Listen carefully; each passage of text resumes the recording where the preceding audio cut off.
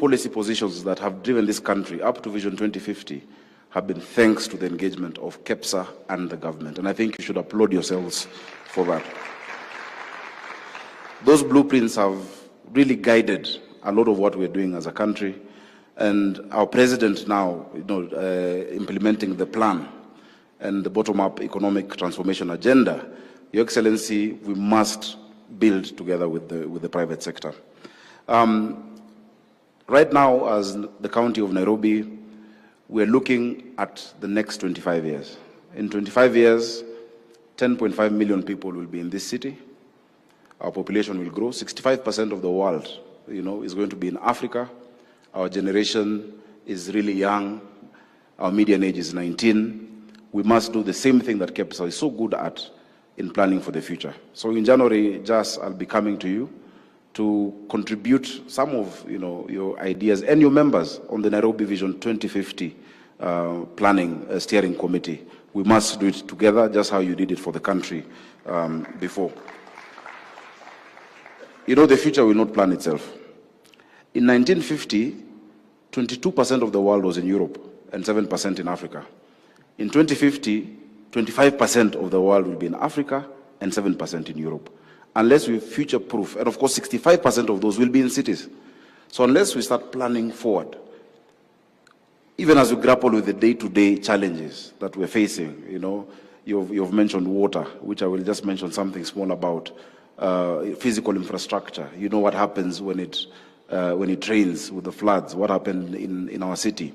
We must be able to do it now. I'm really grateful that throughout the last at least 12, 13 years, I've been a close partner to KEPSA from Parliament. At every turn when I was chairing committees with your roundtables, when we brought legislation, we worked very closely together on the 30% procurement opportunities for women and youth. We worked closely on the National Employment Authority bill that I brought in 2015, thereabouts. And we worked even closer when I was a senator for Nairobi. We did the first roundtable for a specific county senator and also for the governor. And I think maybe the last 1 year has been a bit busy for all of us, but I hope we can revive that with the Vision 2050 planning. The president is dealing with a lot of challenges that have, come over the years, and so am I. You need water for your businesses, and that's the example I'll just pick. Every day, our county of Nairobi, where most of your businesses are domiciled, receives 525.6 million liters of water. That is the quantity that we can get. That is our treatment capacity. Yet the demand is 900 million liters of water. That is a huge gap. And the reason for that gap was that for a long time, there had not been the right investment in that critical infrastructure. It's not something that will be solved in a day. We had only 4 sources of water. The first in 1906 by the colonialist, Kikuyu Springs, 6,000 cubic meters. The second one, 1928, what we call Ruiru Dam. The third one, 1956, Sasumu and Nyandarua, which is the second biggest, 60 million liters. And the final one was Ndakaine, that gives us 84%. Between then and now, there had been no extra investment, but the demand has been growing. As we speak, and I want to thank the president was able to unlock the Northern Collector Tunnel. The Northern Collector is adding 140 million liters per day into Nairobi. We are now at the final stages of testing. The testing, Your Excellency, on turbidity and the quality of the water is complete. We're waiting for you to come commission because they need water for their businesses. They need water. Is EABL here? I don't know if EABL is here. They're our biggest customer. Out of the 525.6 million liters, they take 100 million liters per day. And so they leave Nairobians with just the rest. But somebody told me Nairobians end up still drinking that one, which EABL has taken. They drink it in other ways. And so with that is an example of how we need to partner, because we need now to think of the next 1 million liters of water. The demand is growing by 4% each and every year. I think it's a good opportunity for us to look into partnerships, what we can do together. I want to commend many of your members, because some of the interventions we've been able to do in the city have been with your members who have decided, look, I can take care of this part, where my building is, where my company is, because there's that resourcing gap that we have in the city. The other thing I will mention, because I know we don't have much time, is on the issue of infrastructure. We're working really hard to provide world-class infrastructure in the city. I know we have a gap that we must fill. Many of the roads you've seen have had issues. And Your Excellency, they don't care whose road it is. They will show vehicles on a national road and they say, Sakaja has filled the roads with his dimples. And they say, we don't want them on the road. Let them stay on your face. And I bear the brunt of it, even if it's a national road. Yesterday, the whole day we were with Waziri Chirchir from ABC Place all the way to Wathi River, looking at the undercarriage of the expressway. And we got those contractors who have been working on that. And we've committed. I want to thank the President because we've agreed, whether it's a national road or a county road, we're coming together.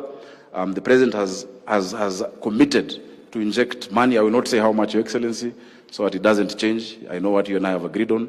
We're ready with that cooperation agreement so that we can have the kind of infrastructure to attract investments in Nairobi. God has blessed us with the gift of location. From Nairobi, you're in Dubai in 5 hours. You're in Schiphol, in Amsterdam in 8 hours. You're in London in 8 hours. You're in New York in 14 hours. And it's actually 10 hours, 11 hours coming down. It's faster. I think because it's downhill. I'm told the pilot and a kanyanga clutch and it comes faster. But why come in 10 hours or 9 or 8 hours or 5 hours and get stuck in traffic for 4 hours? These are things that we must work on now.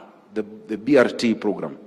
We need the private sector to partner with us. Finally, we as a county government have endeavored to make your business easier so that you can spend more time doing your business and not complying, taking too much time in compliance. This January, we launched the Unified Business Permit. Before, you'd have to have 6 permits from the county. Now it is only 1 UBP. We've had some challenges with the, with the system. Sometimes your invoices are not coming out, and we've agreed that we have a help desk between the county and the business community so that those issues are resolved. The second thing we've done is to agree on 1 inspection group. The days when 1 person from City Council comes in the morning to check your business permit, the next day somebody comes to check food and hygiene license, the next day somebody comes to look at your advertising, those days must end. And so what we want to implement is what we've done with our water company, Nairobi Water, where we have a system called Jitambulishe. If somebody comes to read your water meter, you can actually ask them for their identification, dial a short code, and you can tell that they are genuine staff of the county government. There are many imposters out there who are trying to get 5,000, 10,000, but harassing your businesses. So that we're going to launch it early in the year. And we have only 1 inspection team per sub-county. We're going to publish their names in the newspaper so that you know who it is, and they all come together so that we don't harass the businesses. I think what you require is predictability in your business, stability in your business, and of course, an environment that can help you thrive. So I wish you well in your journey. We've had daunting challenges as a country, but you've stood firm. You exemplify the Kenyan spirit of resilience. That defiance to go against the odds, wake up every day, open your shop, open your business. That truly is a Kenyan spirit that we must really applaud, and we congratulate you for that. One last area of partnership that we're looking into, because I know many of you care not just about your profits, but also about ethics and about the society and the community. I'm grateful because since we launched our cash-free policy in Nairobi County, many of you have complied. We said all our revenue streams are now digitized. We've raised record revenue. This year we hit shy of 13 billion from the previous 8 billion, and it is you who've been paying. We want you to see your money working for you. But that challenge which we saw, that many of our children were missing out of school because of hunger. 1 out of 4 children in Nairobi was not going to school because of hunger. Together with the President, we launched a feeding program in this city. We've built already 17 central kitchens, and every single day, 310,000 children are being fed at 5 shillings. I hope that is an area that we can partner between the county and your businesses, because we're setting up a governance structure for it, a board where you can be members and you can support a child, or you can give us some of your produce to feed the future of our county. So asanteni sana, hongera for 20 years. Allow me to invite my colleague, Governor Nyong'o, to say something. Governor Nyong'o was instrumental during those early days. Please, let's clap for him as he comes on stage. Then I'll invite Waziri.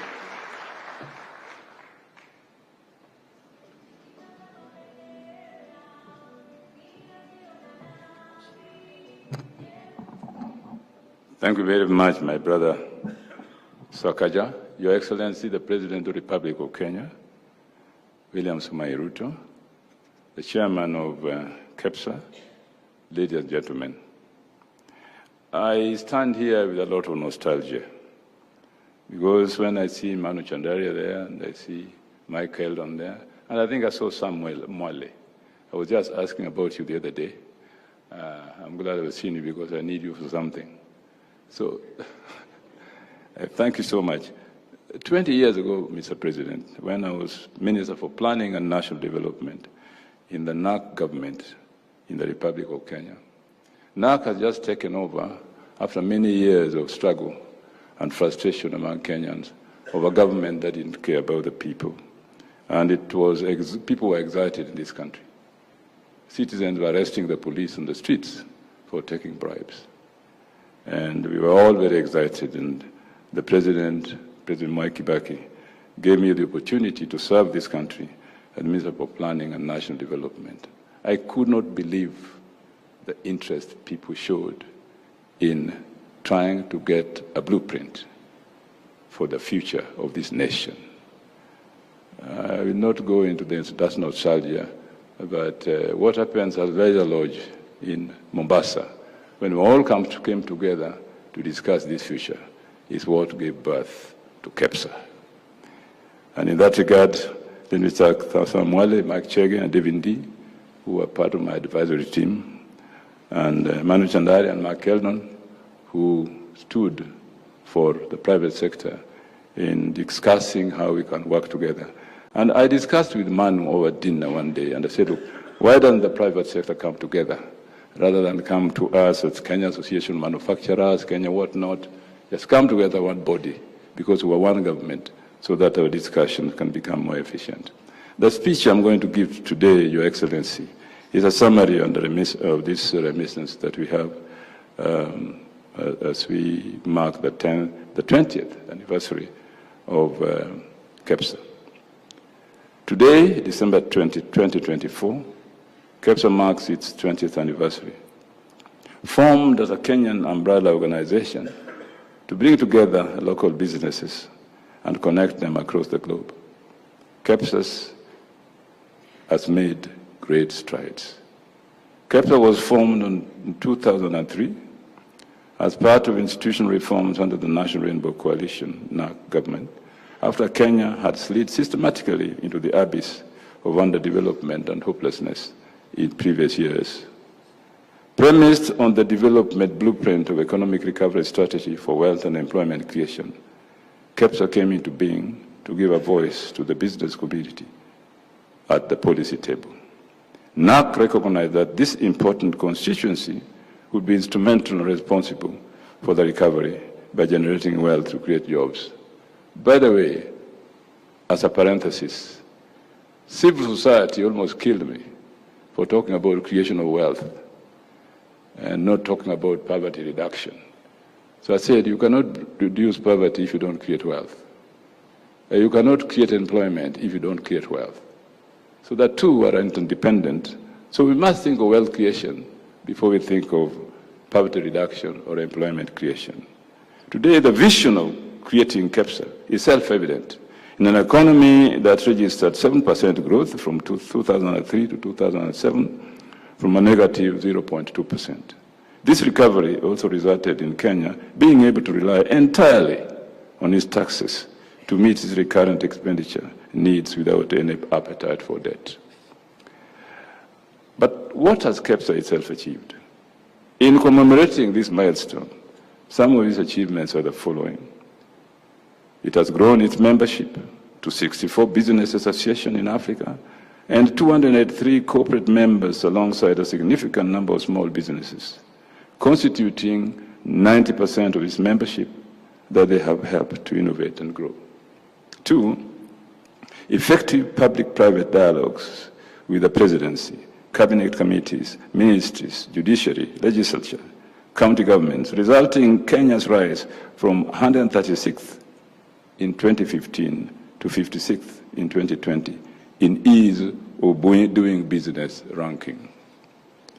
3, thought leadership and insights to complex public policy issues through seminal papers, CEO surveys, PPD presentations, and national business agendas. 4, essential partner and instrumental implementer in Kenya's socio-economic development transformation from least developed country to lower middle-class income country status. 5, influential in the policy formulation and successful implementation of successive national government development strategies from 2003 to 2022, resulting in Africa's most successful public-private partnership for national development. 6, KEPSA's partner organizations are well placed to support business across dozens of sectors from every corner of Kenya, and the growth in membership is a statement to this. KEPSA's public-private dialogues, global networking, and establishment of the KEPSA Foundation are some of the notable programs that continue to support businesses in various sectors, from subsistence agriculture, SMEs, to AI, with practical advice and trustworthy connections. Their unique combination of local knowledge and global reach has meant that many SMEs are beginning to access international markets and grow their business further and faster. But how has KEPSA been helping businesses? With 90% of its membership being SMEs, these companies have benefited from personalized business advice that has helped them to enhance their international potential.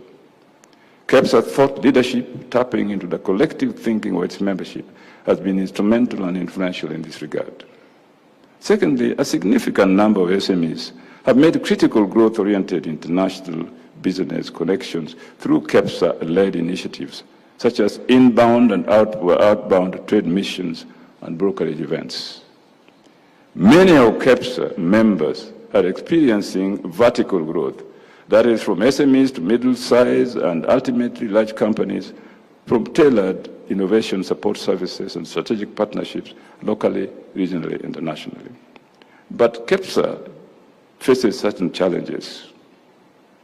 And these are insights I've gotten from business community in Kisumu. First, power quality. The community experiences frequent power outages that affect production. 2, infrastructure. Roads, Kisumu, Londiani Road project has stalled. North Airport, Sabuni roads are in bad state. Sugar Belt roads are not motorable.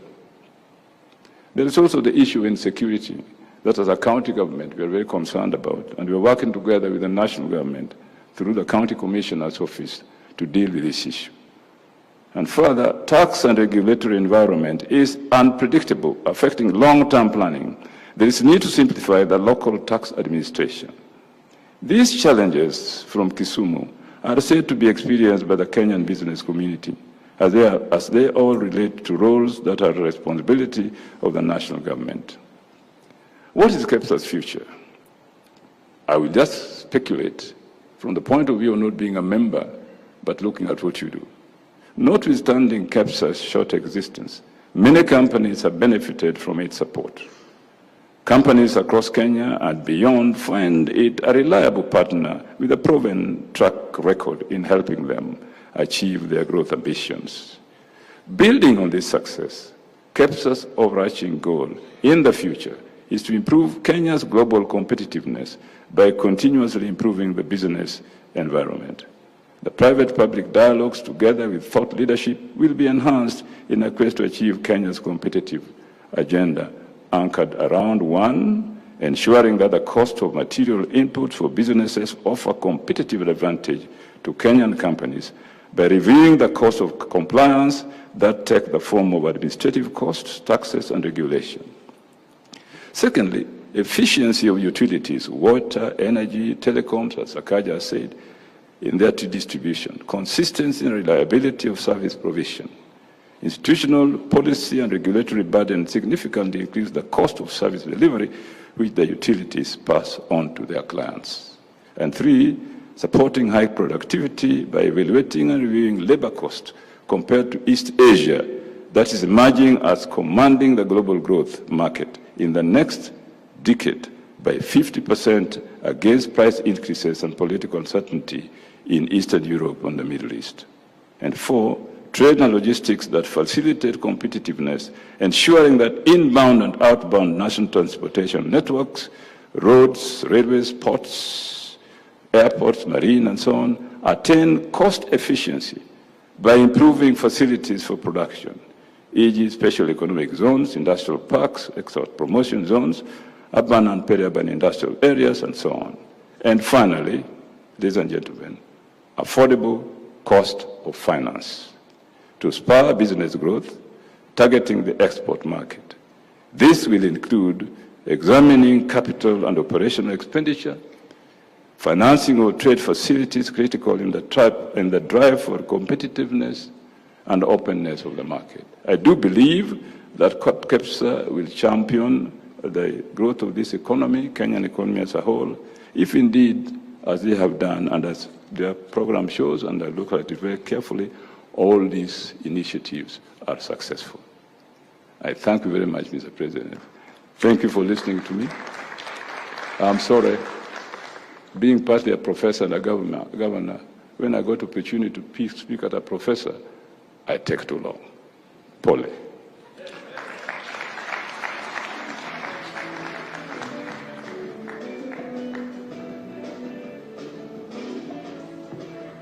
Another round of applause for Governor Nyong'o. Thank you very much, sir.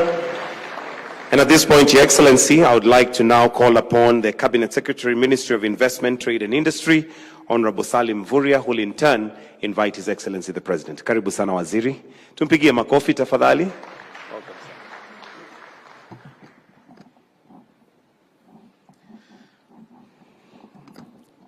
Your Excellency, Dr. William Ruto, President of the Republic of Kenya, Your Excellencies, Governors, Nairobi County and Kisumu County, the Chair of KEPSA, Dr.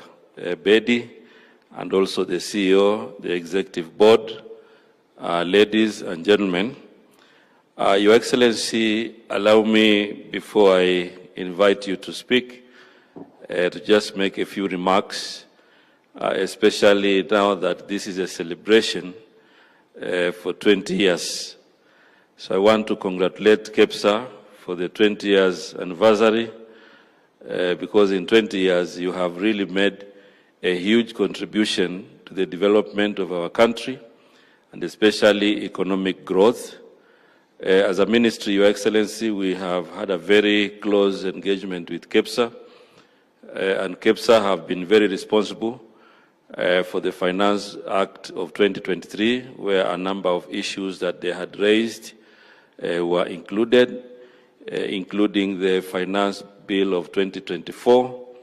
And Your Excellency, even now as we discuss the tax laws, which are very critical in ensuring that we have a much more predictable investment environment, and also the Business Laws Amendment Bill.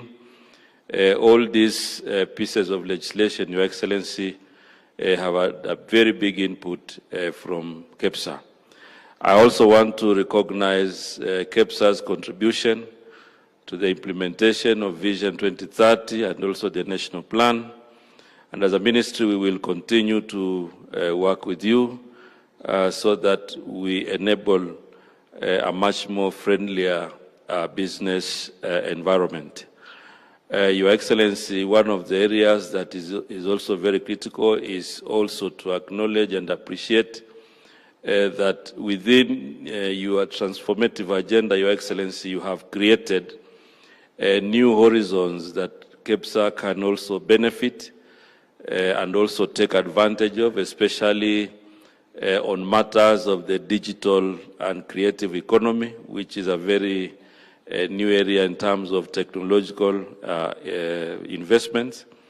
The other areas of special economic zones, export processing zones, the county aggregation and industrial parks are providing new opportunities for investment within the KEPSA fraternity. So as a ministry, we will continue to work together with KEPSA to ensure we tap their experiences, because they are the ones who have a lot of experience in most of the government policies And in that regard, therefore, we will have policies and other administrative decisions that resolve most of the issues that KEPSA is facing at the moment. Your Excellency, I also want to say that on matters national unity, it is not a political project. It is an effort by His Excellency to ensure that we also have a sustainable and very stable environment in our country. And I would want to urge all of us, even as we are in the private sector, we support His Excellency as he continues to engage broadly to unite the country and also within the framework of the broad-based government. Finally, Your Excellency, we are also working towards ensuring that we narrow the gap between foreign direct investment and also domestic direct investment so that we can provide opportunities for both investors to enjoy incentives and benefits from our country's policies and legislation. Your Excellency, I want to end there, but just to say congratulations to KEPSA for this achievement. It is not a mean feat. 20 years is a long time. I'm sure you have faced a number of challenges, but again, a lot of opportunities have come into fruition. And going forward, we will work with you to ensure that you continue to realize. Request you to be upstanding as I invite His Excellency the President to make his remarks. Karibu sana, Mheshimiwa Rais, Your Excellency, sir. Thank you. Thank you very much, Minister. Please let's take our seats. Asanteni sana.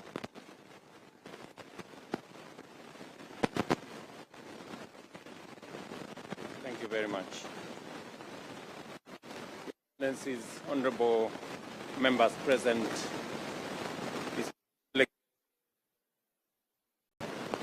our founding fathers who are here,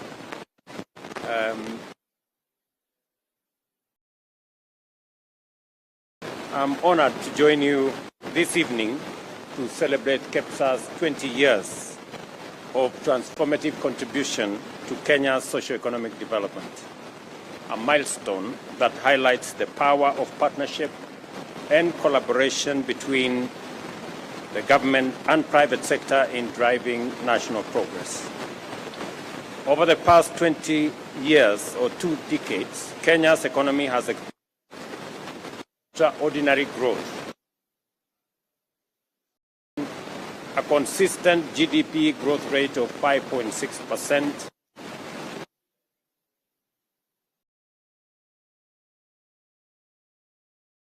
again in 2023. This impressive and resilient performance demonstrates the economy, a dynamic and vibrant private sector that continues to serve as a cornerstone of our economic development.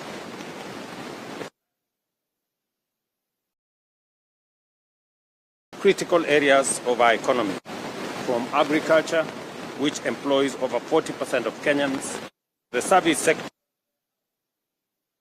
services drive innovation and growth. Tourism has also played a pivotal role with accommodation and food services recording a growth of 26% in the second quarter of this year.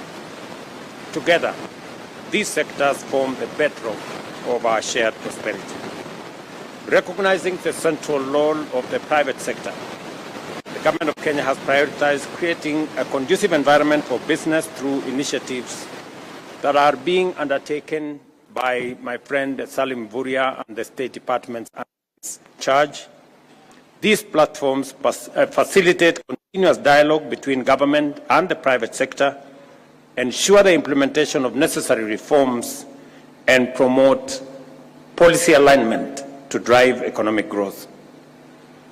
I've had occasion to engage KEPSA in roundtables, I think 3 times. And it has been a very informative conversation. I have also asked the ministry responsible for this space to have continuous engagement, especially when we are formulating policy positions, when we are looking at what areas that we need to intervene. And I'm very happy that that conversation is ongoing. We just need to scale it up. Our collaboration has already yielded significant outcomes, including the introduction of incentives for manufacturing, e-mobility, and special economic zones.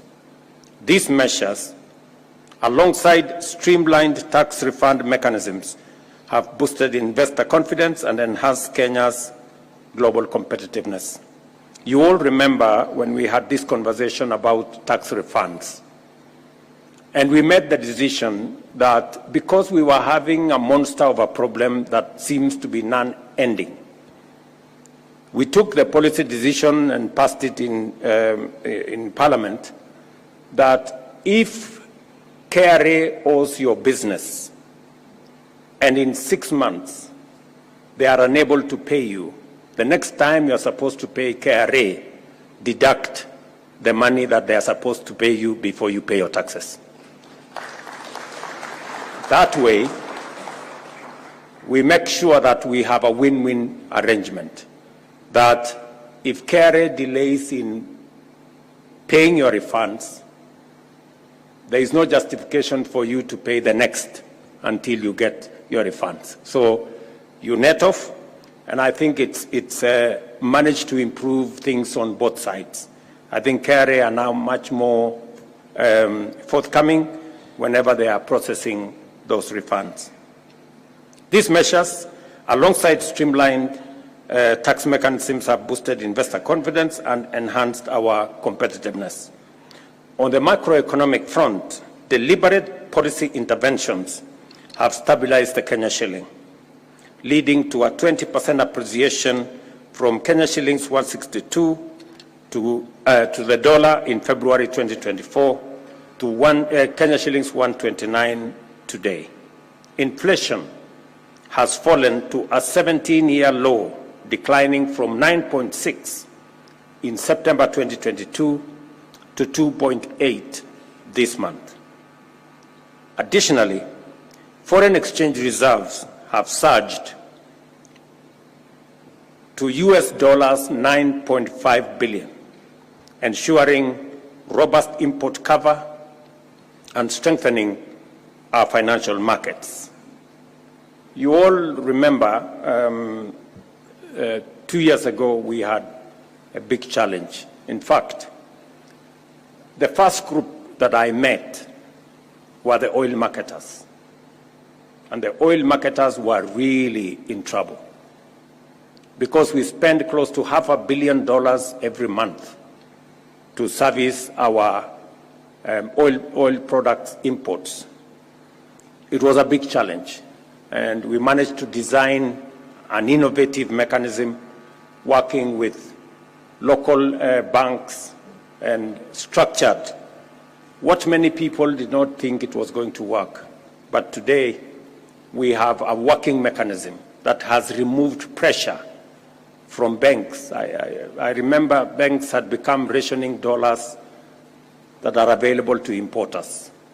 We have since resolved that issue, and I am very confident about the future, that even companies that could not remit, dividends to foreigners, and they had to wait for months to be able to do that, that challenge has now been removed, sorted out, because we have consistently worked with the private sector to identify areas of collaboration and partnership that would help to resolve the challenges that face our economy. I must say here that for the first time, I realized why a big bank is necessary. Because all the other banks took off, and we were left with Kenya Commercial Bank, and they sorted us out. Congratulations, Kenya Commercial Bank, for standing in the gap. Subsequently, many other banks have come on board, and we are now working together with confidence with all the other banking institutions. The outcomes, of course, have restored market confidence, significantly reduced the cost of servicing external debt, and created fiscal space to support our development priorities. The Government of Kenya remains unwavering in its commitment to leverage public-private partnership to fund and deliver major infrastructure projects across Kenya. World-class infrastructure is the foundation of economic growth, job creation, poverty alleviation, and regional integration. From successful collaborations such as the Nairobi Expressway, the County Aggregation and Industrial Parks, and the Lapsset Corridor, we have demonstrated how PPPs can mobilize private capital and expertise while reducing the fiscal burden on the government.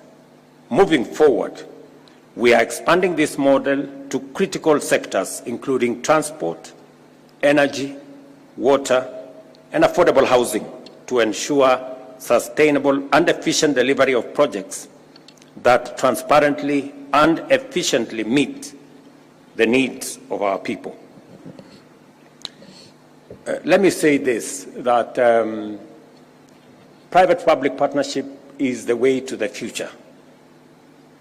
We are currently in consultation on how to deliver universal health coverage. And one item that is critical to the delivery of universal health coverage is equipment in our hospitals, whether we are talking about MRI equipment, whether we are talking about dialysis equipment, and many other equipments that are necessary for the delivery of UHC. Of course, apart from human capital that we require, and apart from medical commodities that we require. And we have agreed in a structured manner with all the stakeholders, including our county governments, that using the model that we used before under the managed equipment service, we have improved on that model. In that model, we contracted suppliers who supplied equipment, and we used the equipment to deliver service. We paid the suppliers for that equipment over time. This time round, we've made it even better. We have told the suppliers, because the challenge we had in the other program was that we had some equipment delivered to some hospitals that did not work, and yet we paid for them. And some of the time the equipment worked, some of the time it did not work, but we paid for them. So we told them this time round, you deliver the equipment, because this is a public-private partnership. We will pay you for the service of that equipment. If you deliver for us one MRI service, we pay for that service. If the equipment is down, we don't pay. If the equipment is not functioning, we don't pay. That way, everybody does their part of the bargain. Equipment that we have used public money to pay, yet not working. Or we also eliminate paying for equipment that is not providing any service.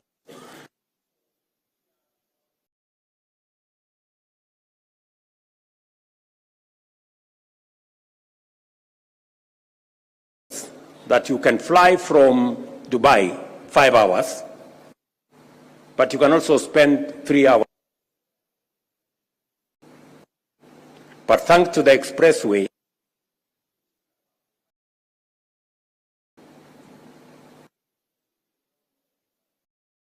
did not put any money in the expressway. It was built by the private sector. We gave them a long-term lease of 27 years. They will recover their money from the tolling, and we are all happy. We can now take between 10 and 15 minutes to be in the city center. We don't have to spend 3 hours. I guess it works for everybody. It works for the private sector, it works for the public sector, it works for all of us who use that facility. And that is how the future is going to look like, because it provides us a win-win arrangement. Unless the private sector represented here don't see the opportunity. When we talk about the private sector and when we talk about PPP, they must not necessarily be foreign and they must not necessarily be white. Yeah? So you should put yourselves together and deliver some of these projects locally. We have sufficient financial muscle among some of you who can help us deliver some of these projects. Let me give you another example.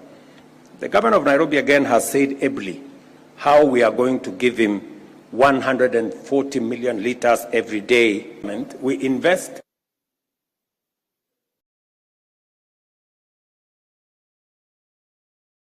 deliver water to utilities. And when that water comes to the city, it is free. So we go looking for taxes from Kenyans to go pay for the dam. And meanwhile, we have delivered water for free to our city. And that is why the city sometimes is not conscious. That's why most of that water is wasted. Because if you get some water for free, you are not very keen on how you use it, you know. So now I signed the law 2 weeks ago, the new water bill. We're now going to have a bulk water. We're going to sell him water at a fraction of what he is selling to the public. And we are going to invest that money in putting up a new dam for him so that we can meet the gap that he has said. He said he needs 900 million, and that is growing. He now, even if we give him 140 million liters, we still have a gap of almost 250. That way, we make the whole cycle sustainable. And because there is no free lunch anywhere in the world, I guess there is no free water anywhere in the world. And if there was, the county would be delivering free water to citizens, but they are not. So again, we have to build sustainability into this. And I want to invite again the private sector, because now we have a revenue stream. You can invest in water, and we can pay you for the construction of a dam, because we have now a revenue stream. So these are some of the areas we are building on sustainability to make sure that we can achieve the aspirations that we have in a sustainable way by working together in that manner. So the private sector has a very big role to play going forward.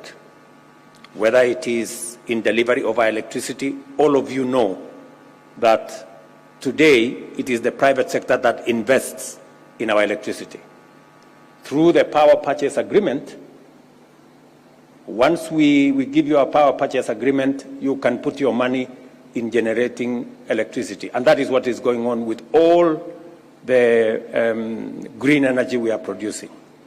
Now we have a water purchase agreement. We are going to have the next thing so that we can invest in that area. Let me also say the following.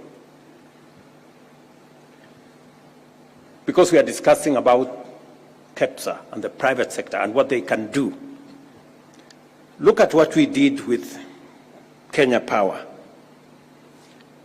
We made the decision that Kenya Power is not entirely going to be run by government or directors from government.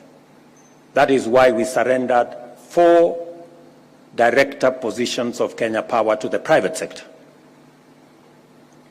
And we asked the people in that space who were equally shareholders of Kenya Power to give us directors to run that entity. And I pulled back government influence from Kenya Power. Look at the transformation we've had. This year, Kenya Power that has made losses forever made a profit of 36 billion this year. That's what it is. That's what the private sector, the difference the private sector can make. And we can continue, and we can continue, and we can continue. And that is why the private sector in Kenya is punching below its weight. There are bigger opportunities. The private sector needs to be much more robust. I will give you another example. We are, as a country, we have the third largest livestock herd in Africa, Kenya, that is. We have the third largest herd of livestock in Africa. And the irony is that we import all the leather products, all the shoes, and we throw away our hides and skins. I have looked for a guy called Rao. I have begged him. I don't know whether Rao is in this meeting. And I have really been on his case because he happens to have an idea of what we can do around leather, because at least he's producing local leather in Kenya. And we want to support that enterprise. I was talking today to the pastoralist community in Kenya, why we need to do more professional flaying of removing of the skin, that is, and hides. Why we need to do more in that space to invest. And I have made a decision that Kenania, which has been a big challenge here, by January it should be working so that we can do more around leather. We can expand our leather products and make sure that we take the country to the next level. Again, to the private sector, there is huge opportunity in the leather space. And I wish of Nairobi talk about digitization and a cashless Nairobi. I did commit that we are going to move government services online. We had 394 services online. Today we have digitized 20,855 government services. We are getting everybody. We have closed down 1,100 pay bills, some of which were even going to private hands. Today, all resources paid to government is paid to one channel. Government is paid to one channel on e-Citizen. And we have seen significant increase in revenues, government revenues, because the opportunities for pilferage using manual systems has been eliminated. But you see, it doesn't stop there. There are people who have taken us to court because they don't want the digital process. Among the people who have taken us to court are headmasters of our schools. You cannot believe it. We have managed to get everybody to pay for government services using e-Citizen. We are yet to get our schools. Just ask yourself, why should somebody want school fees to be paid manually and write some receipt there? And then, you know what happens. But I will go after them. They will not succeed. We must get them. We must digitize even school fees that is being paid by our parents. Our parents must get an account of how that money is being used.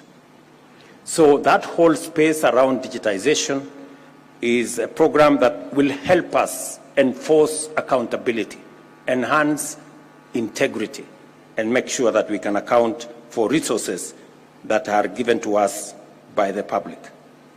This commitment, as I have said before, is non-negotiable, as it forms the foundation upon which trust of our citizens and partners is built. By removing barriers and fostering a more predictable and supportive investment environment, we are attracting local and foreign investors, driving economic growth and creating jobs. Our ambition is to grow foreign direct investment inflows to 10 billion shillings by 2027. This target will be supported by strategic initiatives, including the establishment, as was said here by Minister, special economic zones, and I'm negotiating for one in the county of Kisumu.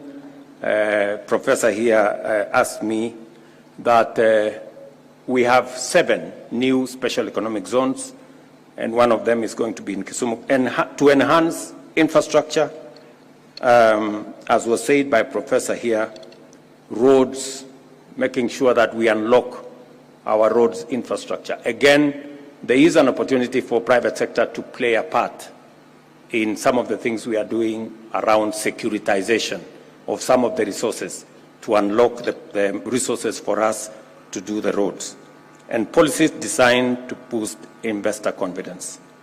These efforts are already bearing fruit, with over 230 billion in investment secured through improved ease of doing business reforms.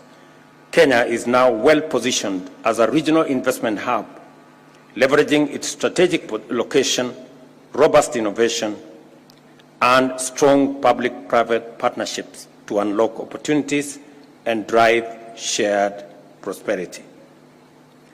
Let me conclude by saying I am truly happy, ladies and gentlemen, and assure you of government's and my personal support as we advance our partnership to unlock Kenya's full potential.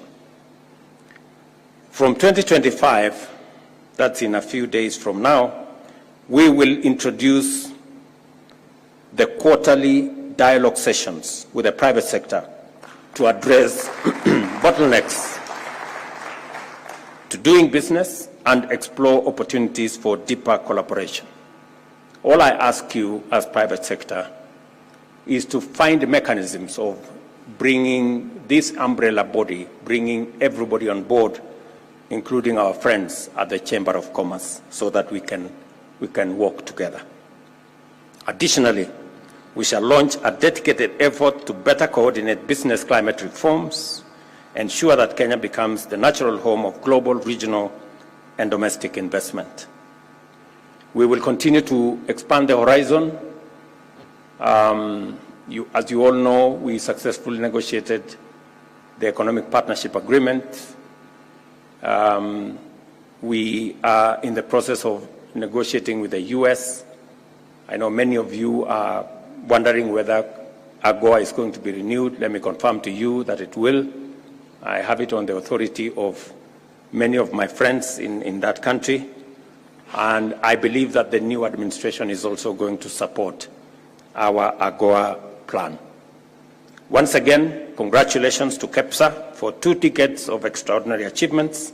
Together, let us drive Kenya's economic transformation into 2025 and beyond. Thank you very much, and may God bless you. A round of applause for His Excellency.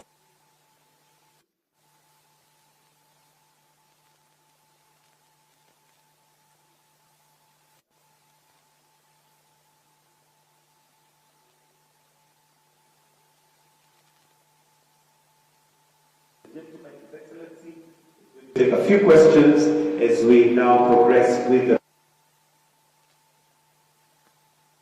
the next few minutes. Carol, you can take the stage and proceed with your questions. Carol. Thank you, Excellency. I think you've said everything that we needed to hear. I know we really wanted to have a panel earlier, but we know because of interest of time, you want to do the panel. No, there was the hour-long panel with the older members of KEPSA and a few others. Then your team says because you have another engagement that we cut that down. But I think some of what has been said, especially by Governor Nyong'o, has covered a lot of what the past chairs would have said. And so thank you very much. I know that we had also a few partners from TMA and Nation Media who also needed to say what the journey has been working with us. And it would have been really good for you to hear all that. But we know, as we said, this is the launch of our celebrations. We have the whole 2025, and we'll continue to do different events, different activities, and within that, we'll have some of these conversations that we hope to have had this evening. But in the interest of time, we had asked you members to send us questions, and some of you complied and sent us, and we sent them to His Excellency. And there are a few that I'm going to ask. And if His Excellency has maybe a few more minutes and he wants to ask from the audience, then I'll allow him to do that. But let me say this, and many do not know. Of those seated here, the longest serving public official or government official who's worked with KEPSA is actually His Excellency right here. And I'll tell you when we started. During the coalition government, when we had, he was the minister, and I've told him this before, the first call I ever got from a minister during those time, and you remember it was the landlines, it was from him.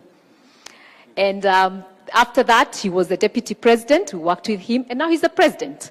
You know, so of the serving government officials here today, I think you really take the cup. And so for you to honor us and come for this celebration, we don't take it lightly, because you know us very well. You know the journey we have walked and the things we've worked together that was said earlier. But as we go forward and we're looking at 2025, and you've said some of the things we're going to work, and I'm so excited that the roundtables will be quarterly. You know, and we will surely bring everyone. And where we have challenges, we will come to you.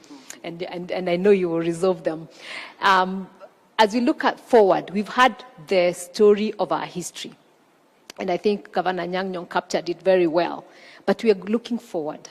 And we are thinking, okay, so what does the business look like? There's a lot of turmoil globally, geopolitical politics. You know, we've seen different things happening in Europe, in the US. Right now, I think we're seeing even in Asia, some of the turmoil. So business is going through a lot of challenges. Business in Kenya, and I've said this to them very many times, that you're the most resilient business I know when I engage with businesses globally. You know, you work hard within very tough times, COVID, drought, and name it, and you've done well. But as we go forward, there's some of the things that the business wanted to hear. You know, and I know you've heard this even from the public, the tax burden. And you have proposed some of the reliefs that you're looking to ease the tax burden, especially for business to thrive. And I know this must have come from our SME especially.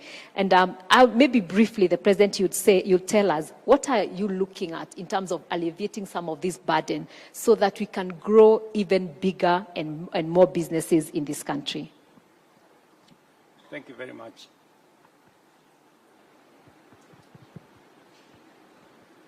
Is it working?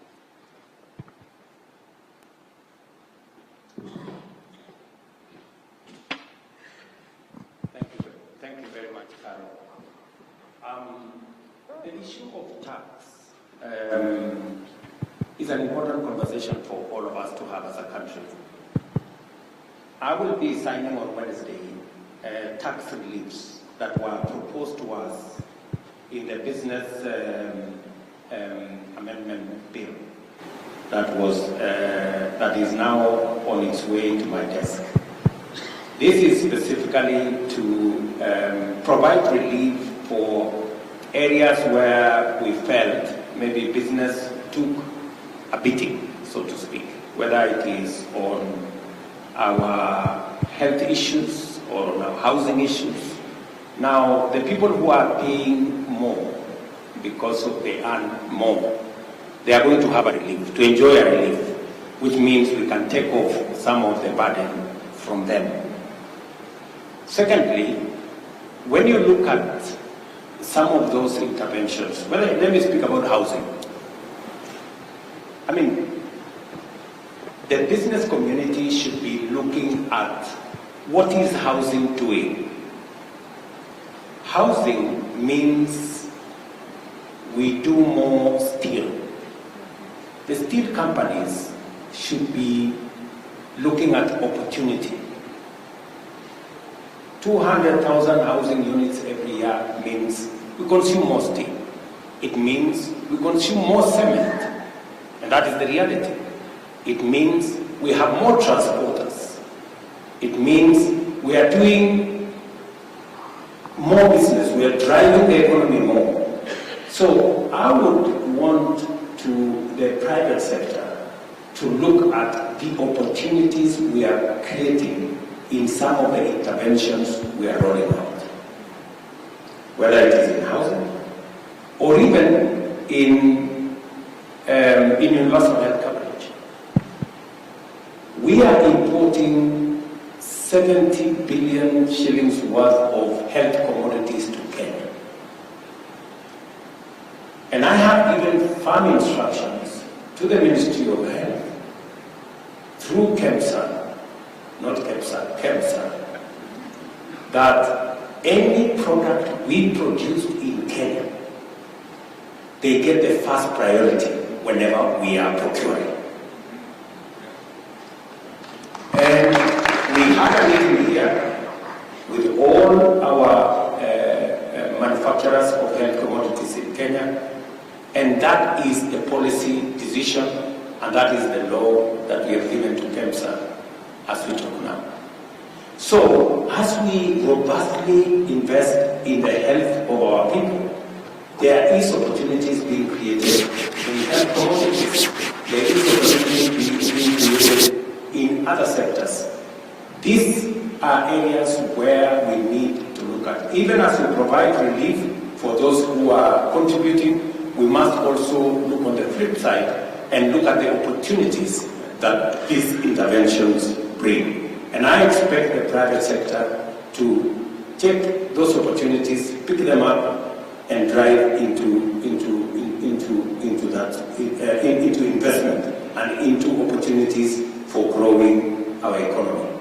Let me also say the following, that the whole sector.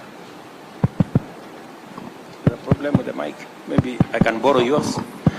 Let me borrow yours.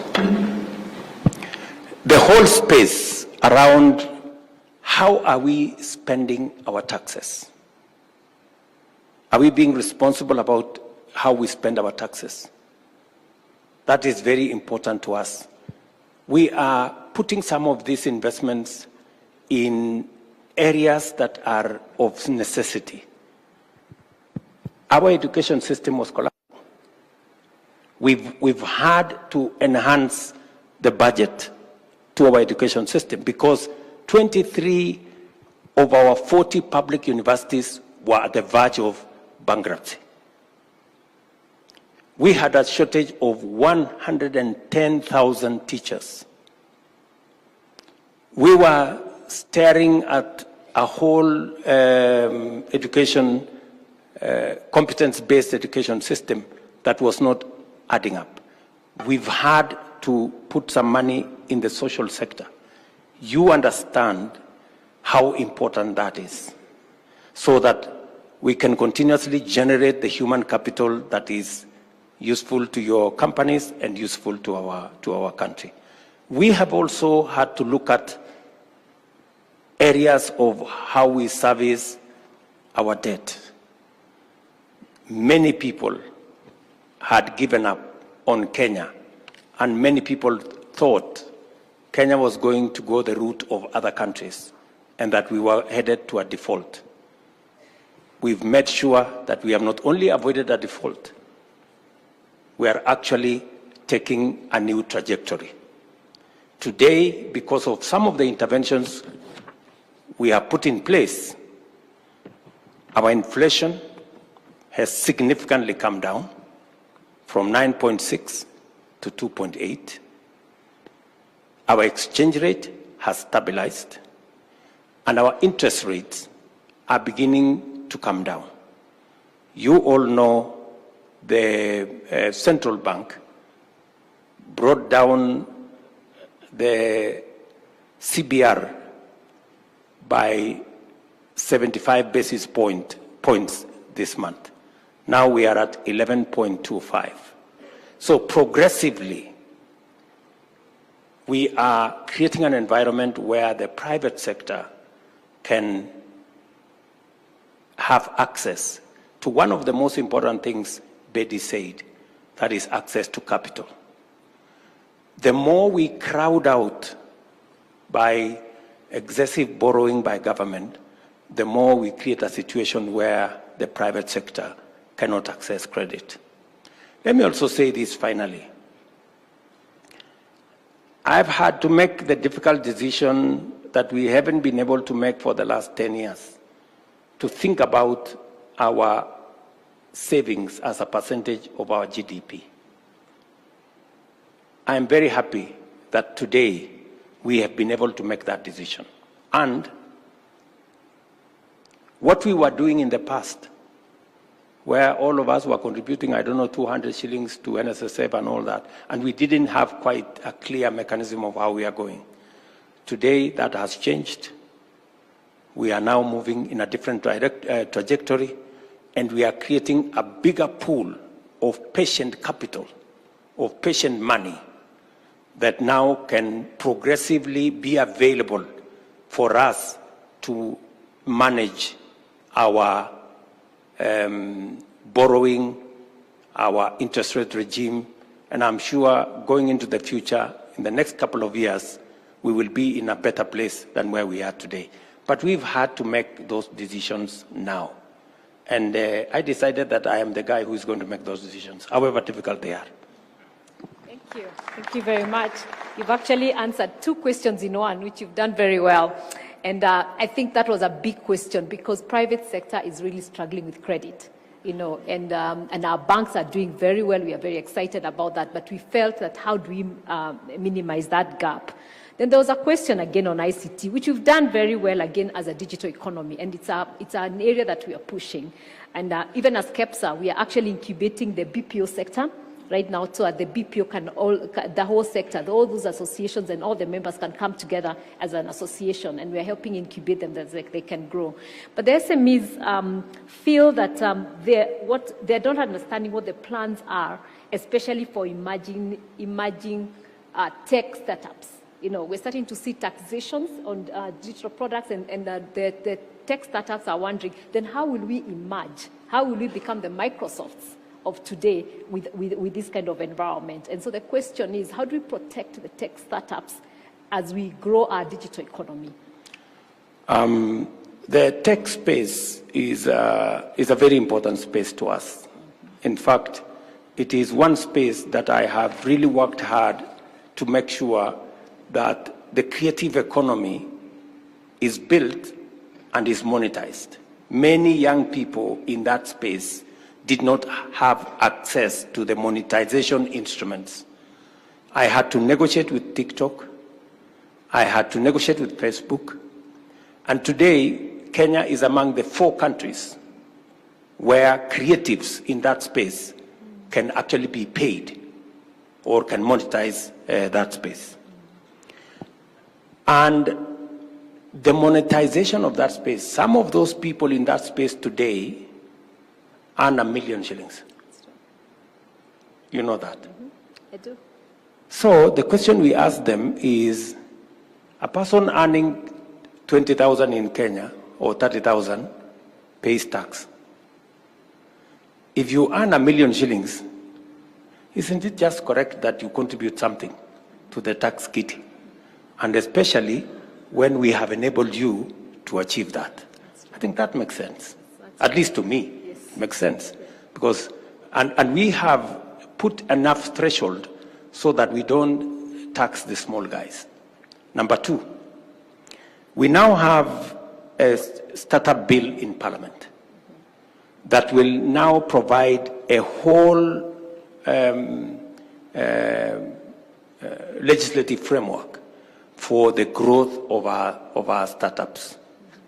And in fact, the Kenya Innovation Agency is spearheading that effort. And to be able to give it impetus, that Kenya Innovation Agency was lost somewhere between the Ministry of Youth, the Ministry of ICT, because it had too many things it was doing I decided last month that I will incubate that Kenya Innovation Agency in my office so that we can work better and provide an environment for the ICT ecosystem, starting with a startup bill, a startup fund, so that we can grow our small innovators into the M-Pesas, into the Microsofts of this world. So that is the space we are working on. Your Excellency, you'll be very proud to know that when Honorable Sakaja was in Senate, this is when we worked on that bill, and we are looking forward that Parliament could speed it out. We really worked hard to get it out of Senate, and Honorable Sakaja was very I think it's now in the instrumental. final stages in Parliament. There were some amendments that were carried out last week, and I'm confident that in the first quarter of next year, we should have a startups bill that will address all the concerns you have said about the digital ecosystem and the innovators in that space, and how we will support them to experience the journey towards being serious companies. That would be excellent. And my final question, in the interest of time, we're looking at the global environment, the changing global environment. And one of the sectors that is affected a lot when the supply chains are affected by wars and all other logistics is the manufacturing. And we are feeling the pain as manufacturers because of all those changes. And I'm just wondering, thinking about the people who ask this question, what are we doing as government, and how could we work together with you much closer to really address some of the pains that the manufacturing sector is feeling with all the changes that are happening globally and also locally, and especially with our regulatory environment, which has always been a challenge. I'm so glad to hear about with the KRA and the issue of VAT, but there's a lot of regulatory issues that are really affecting the manufacturers today. And if we are going to move our manufacturing from 7% to the 15% as envisioned in Vision 2030, something has to change drastically. I agree. Something has to change drastically. And it has to start with the manufacturers themselves. I'm sorry to say this. We must change the way we view manufacturing. Manufacturing cannot be importing everything from somewhere and then coming to paint it here and call it manufacture. Surely, that cannot be. There is a statement that was said by Bedi, your chairman. He said, we have 5 containers. For every 5 containers that come from abroad, only one goes back with manufactured goods. That means, I don't know whether Kenya Association of Manufacturers or we register Kenya Association of Importers. Because we seem to be doing more importing than manufacturing. So we actually need to have a conversation on the subject of manufacturing. You know, I was very surprised that when we put a tariff on importation of clinker, there was a complaint by so many people. And then you ask yourself, I mean, surely, do we need to continue importing clinker when we can manufacture clinker in Kenya? President Trump has promised to put tariffs to support American manufacturing. Every country protects their manufacturing space. I was very surprised when we said, why do we have to continue importing sanitary pads? You know, it's a very delicate subject to discuss. When we can manufacture sanitary pads here in Kenya, surely. And the biggest people who are complaining, I don't know, let me not say who are complaining. I did expect our manufacturing entities to say, protect our manufacturing so that, and we are not protecting inefficiency. We are giving them space to grow, and they must be competitive. And we are not closing down, we are not providing incentives for one company or 2 or 3. It must be There must be enough companies to compete so that we also get good quality products. So, Caro, if there is one thing we must sit and discuss, and I am prepared, is to engage our manufacturers in a conversation that is going to give me the opportunity to understand and to know what I need to do to make sure that we are manufacturing more in Kenya. I am ready for that conversation. And I am ready to make whatever decision that has to be made to promote locally produced products in Kenya. Because that is the way we are going to create, that is the way we are going to create jobs. That is the way we are going to create wealth, as Anyang' Nyong'o said. If we use local products, local raw materials, whether it is for clinker, whether it's for steel, whether it is for leather, whether it is for textile, you know, because we are exporting a lot of textile products from Kenya. We're among the largest importers to the US. But unfortunately, we are importing cotton from elsewhere. And that is why I have a very robust plan and program we have rolled out on cotton manufacturing in Kenya. I am happy. I had a conversation with Professor Anyang' Nyong'o on what we are doing around the cotton space, the governor of Busia, the governor of Elgeyo Marakwet, and all the other cotton-producing counties, because it cannot be the case that we are importing even products that we have raw materials to produce in Kenya. Caro, I mean, it's just the right thing to do. And please, the Kenya Association of Manufacturers, I am open. I'm ready to have the first meeting with the Kenya Association of Manufacturers in January. We can start the first meeting in January so that we can all agree how we are going to move things into the future. Thank you very much, Your Excellency. I think we'll make sure that that meeting happens, and all the other small manufacturers, because, you know, we have a lot of SMEs who are also there. So we'll coordinate everything and make sure that it happens. And know a lot of the issues are under regulatory, but I think those are things we'll discuss. But the other thing, Your Excellency, you'll be proud to know, we just launched about 2 weeks ago our roundtables with the regional economic blocks.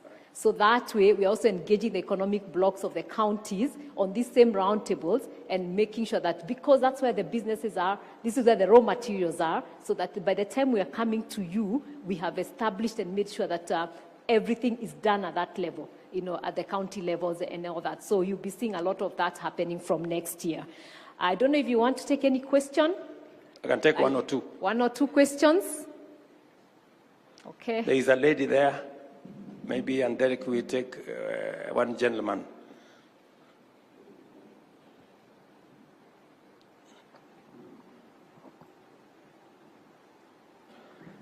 Good evening. Thank you, sir.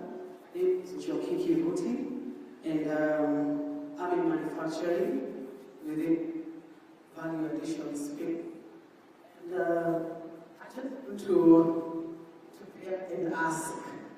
I have gone to several establishments, and this is just a personal thing. You know, when you see the king, you ask the king for something.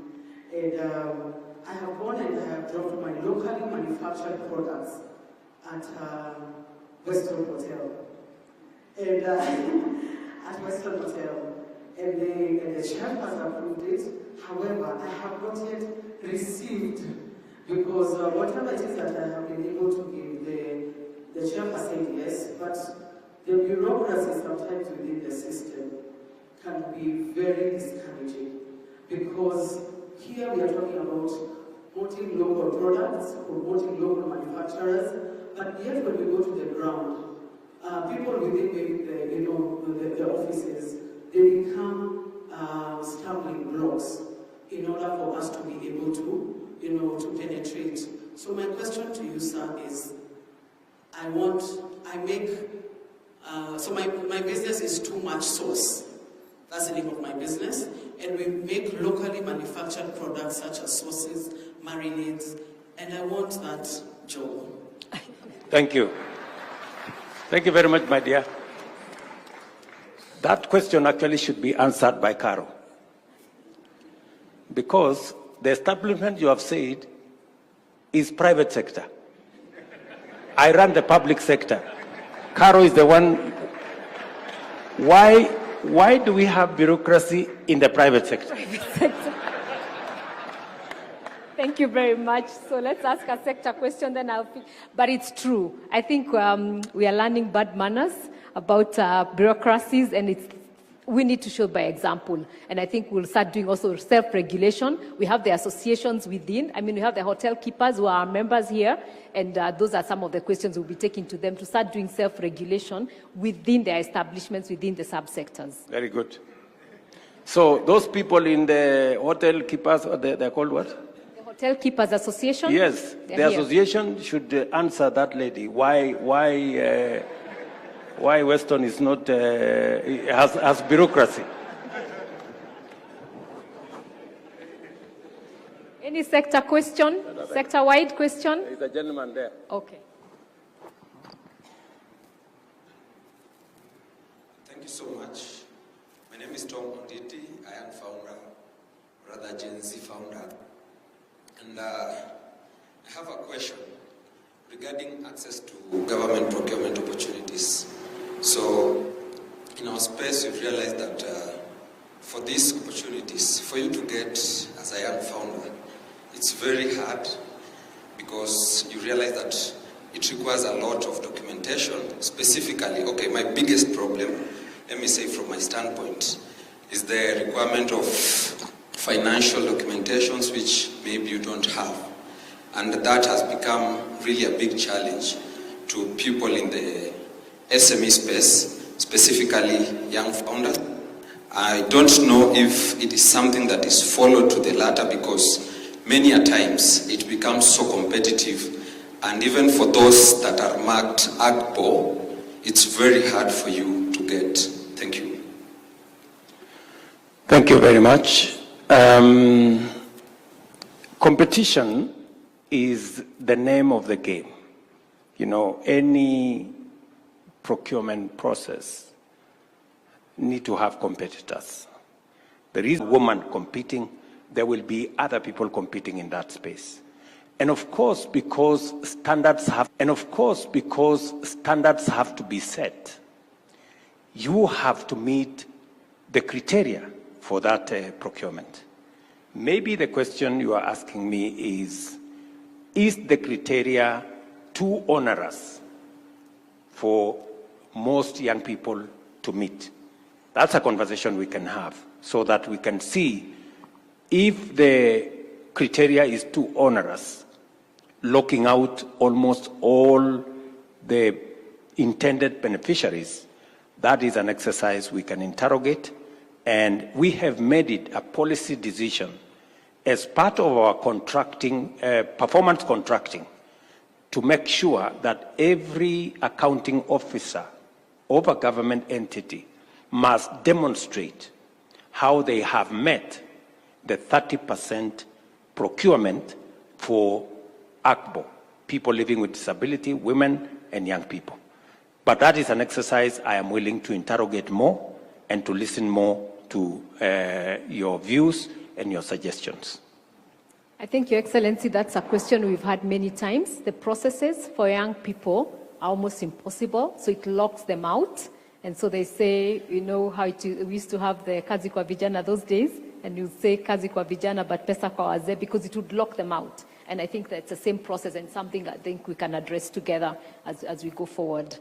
I think we'll end there because of interest of time, but Your Excellency, before you sit down, because we never got to listen to the big panel, I just wanted to introduce to you, and maybe they'll just stand where they are, except for Mzee Manu, who is the founding chair of KEPSA. So for him to be here as we celebrate 20 years, you know, for me it's the most exciting thing.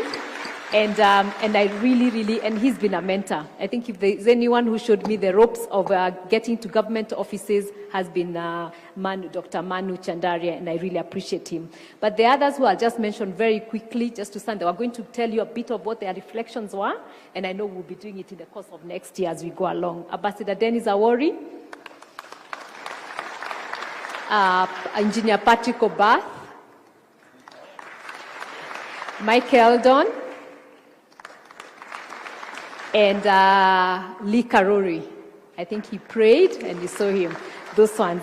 And then just a representative of the partners who are also going to say a few words at that point, and who have worked with us over the years. Let me start with Dr. Wilfred Kiboro. Nation Media have not only supported us as being a partner even as we worked towards this, and really highlighted it and really told the country what we are about and what we are going to be doing today, but also when we were doing Kenya Daima.